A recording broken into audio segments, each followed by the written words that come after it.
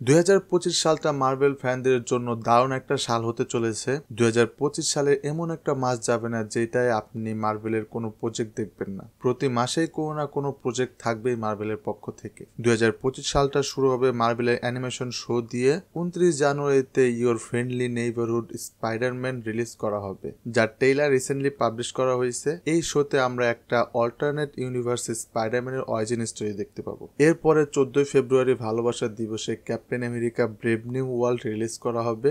এই মুভিটার জন্য আমি মোটামুটি এক্সাইটেড, কজ এই মুভিতে আমরা থান্ডারবোল্ট রসের রেড হাল্ককে দেখতে পাবো। আর এই মুভি থেকে এমসিইউতে সব থেকে শক্ত মেটাল অ্যাডমেন্টিয়ামের এন্ট্রি হবে। এই অ্যাডমেন্টিয়াম দিয়েই ভোলভারিনের স্কেলিটন বানানো হয়েছিল। মার্চের 4 তারিখে বহুল অপেক্ষিত মার্বেলের গ্রাউন্ড লেভেলের series daredevil born again release করা হবে। এই সিরিজটার জন্য আমি সব থেকে বেশি অপেক্ষায় আছি।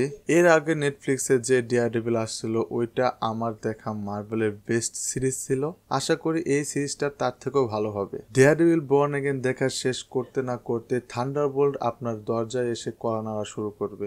2 মে মার্বেলের শর্ট অফ এন্টি হিরোর মুভি থান্ডারবোল্ট রিলিজ করা হবে। আর এই মুভিতে সেন্ট্রির অ্যাপিয়ারেন্স থাকবে, যাকে আমরা মার্বেলের সুপার হিরো বলেও জানি। জুন 24 তারিখে আয়রন ম্যানের সস্তা version iron heart show release করা হবে, যেটা নিয়ে আমি জানি না মার্বেলের কোন ফ্যান এক্সাইটেড, বাট কি আর করার, as a super hero fan super hero project তো দেখতেই হবে। বাট গোপন খবর আছে এই শোতে মেফিস্টোকে দেখানো হইতে পারে। যদি দেখায় তাইলে ভালোই হবে, আর কিছু না হইলেও মেফিস্টো তো থাকবে।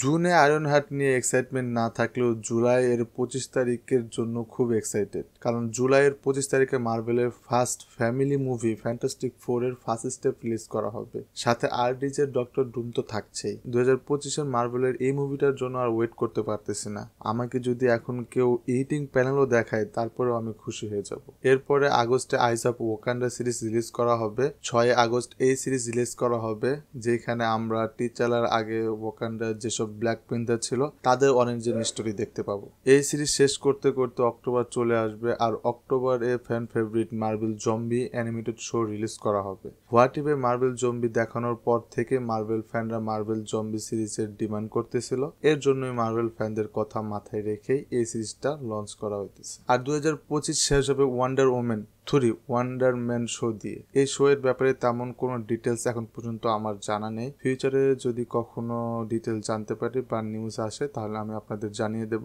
এই মুভিতে লিড রোল করবে ইয়াহিয়া আব্দুল মার্টিন, যাকে আমরা অ্যাকুয়াম্যান 2-তে ভিলেনের ক্যারেক্টার প্লে করতে দেখেছি। তো এই ছিল 2025 সালের মার্ভেলের মুভি অ্যান্ড শো লিস্ট।